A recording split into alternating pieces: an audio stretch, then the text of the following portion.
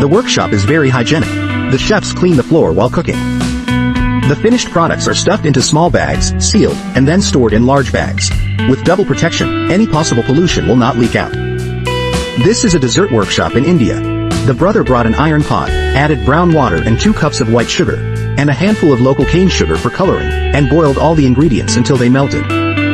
India has a cost-free and the unpleasant rule is that you must take off your shoes when cooking to keep the ingredients clean. As a chef, the young man not only follows the tradition as required, but also boldly innovates. Who says that Indians always sit on the floor to cook? As long as conditions allow, you can sit on the table. Although the rules prohibit wearing shoes, in order to avoid being burned, you can also do some simple protection, such as covering your hands and feet with a rag. This will not break the rules and can protect your body. If your hands are burned, cover your hands. If your feet are burned, cover your feet. If the pot is burned, cover it. The pot can be used in many different ways. When the sugar water is stirred and the juice turns orange, you can add peanuts. The guys are making a traditional Indian peanut candy. Stir it with the syrup and pour it into an iron plate to cool. Careful viewers will find that this iron plate is the one the guy just stepped on. If someone thinks it is dirty, then this shows that they are not careful enough. If you look more carefully, you will find that the guy has taken off his shoes before stepping on it. He prioritizes hygiene and steps on it. The sugar solidifies as the temperature drops. This is the best time for shaping. You only need to shovel them to the ground to proceed to the final process. All employees hold iron rings and scrape the sugar into the center. This kind of thing that you can't imagine has any use in normal times becomes a treasure in their hands and becomes a mold for plastic sugar.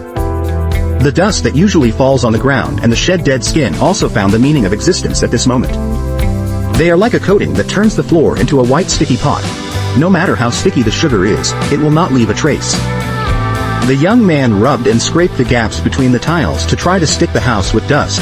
Although dust is useful, it is a disaster if you don't know the source. The goal of the employees is to build a dust-free kitchen.